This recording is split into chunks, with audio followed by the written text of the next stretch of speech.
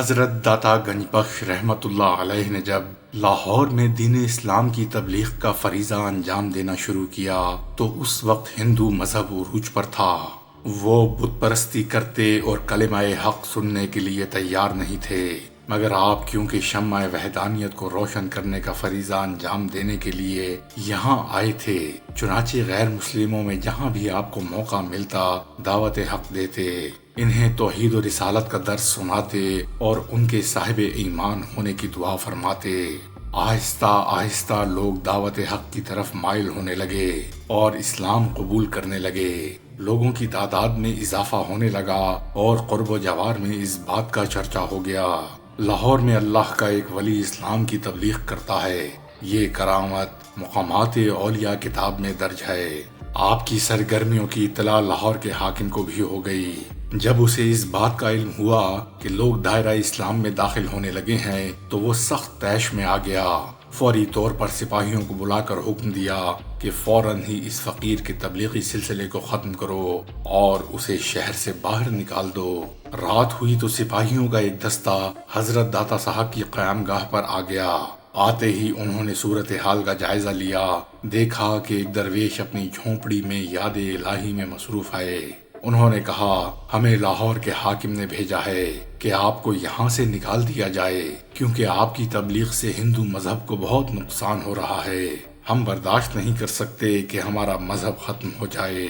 آپ نے فرمایا کہ میں تو اللہ کی وحدانیت اور اس کی توحید کا پیغام لوگوں تک پہنچاتا ہوں تاکہ ان کی عاقبت سنور جائے۔ انہوں نے کہا کہ ہم نہیں جانتے کہ آپ کا مقصد کیا ہے، ہم تو یہ چاہتے ہیں کہ آپ یہاں سے چلے جائیں۔ آپ نے کہا، میں یہاں خدا کے حکم سے آیا ہوں اور اب میرے ساتھ جو کچھ بھی ہو اللہ میرا مددگار ہے۔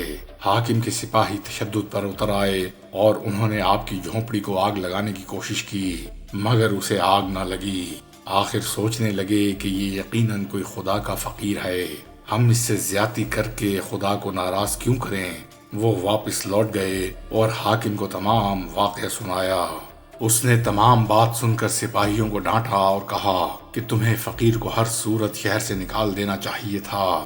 خدا کا کرنا ایسا ہوا کہ اسی روز حاکم کے محل میں آگ لگ گئی اور آگ بے قابو ہو گئی اور بجھنے میں نہیں آ رہی تھی۔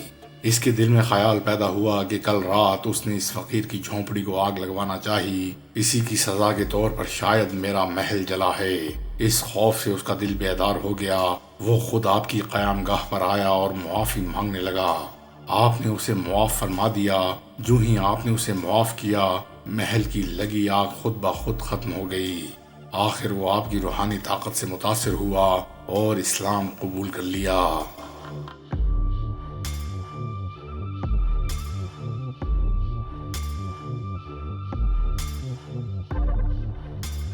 روایت ہے کہ سن 1918 میں جب لاہور میں طاعون کی وبا پھیلی تو ہزاروں انسان اس بیماری سے لقمہ اجل بن گئے۔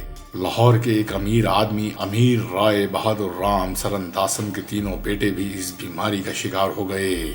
رائے بہادر کو بہت پریشانی ہوئی۔ اس نے کرنل بھولا ناتھ، کرنل امیر چند اور کرنل سدرلینڈ، یہ مہاراجہ رنجیت سنگھ کی پوتی مجیا سنگھ کے شوہر اور کنگ ایڈورڈ میڈیکل کالج کے پرنسپل تھے، ان جیسے مشہور اور قابل ڈاکٹروں سے علاج کروایا مگر کوئی افاقہ نہیں ہوا۔ بہت سے لوگ ان کی عیادت کے لیے ان کے گھر لال کوٹھی جاتے اور خدا سے ان کی صحت یابی کے لیے دعا کرتے۔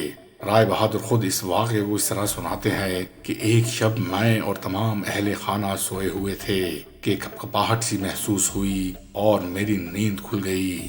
کیا دیکھتا ہوں کہ ایک سفید ریش بزرگ براق لباس پہنے ایک ہاتھ میں عصا اور دوسرے ہاتھ میں تسبیح لیے میرے فرزند گوپال داس کی چرپائی کے پاس کھڑے کچھ پڑھ رہے ہیں۔ اس اجنبی کو دیکھ کر میں پریشان ہو گیا اور پوچھا کہ آپ کون ہیں، مگر انہوں نے کچھ جواب نہ دیا اور برابر پڑھتے رہے۔ پھر وہ بزرگ میرے دوسرے فرزند روپ رام کی چارپائی کے پاس گئے اور وہاں بھی دعا مانگی اور پھر تیسرے بیٹے کی چارپائی کے قریب جا کر بھی دعا کی۔ اس کے بعد وہ بزرگ مجھ سے فرمانے لگے، میں تمہارا ہمسایہ گنج بخش ہوں، مجھ سے تمہاری پریشانی اور بے کلی نہ دیکھی گئی، اس لیے میں دعا کے لیے فوراً آ گیا ہوں۔ اب گھبرانے کی ضرورت نہیں، خداوند کریم ان کو شفا عطا کر دے گا۔ اس واقعے کے بعد جب بیماروں کو مکمل صحت یابی اور شفا ہو گئی تو رائے بہادر نے حضرت داتا صاحب کے سجادہ نشین غلام حیدر میاں علم دین میاں غلام محمد کے پاس حاضر ہو کر تمام واقعہ سنایا اور کہا کہ میں حضرت کی خدمت میں نذرانہ پیش کرنا چاہتا ہوں، اس کی صورت کیا ہو سکتی ہے؟ انہوں نے جواب دیا کہ ہر سال آپ کے عرس پر انتظام تو ہوتا ہی ہے، اس لیے ایسا کام کیجئے جو مستقل فیض کی صورت ہو۔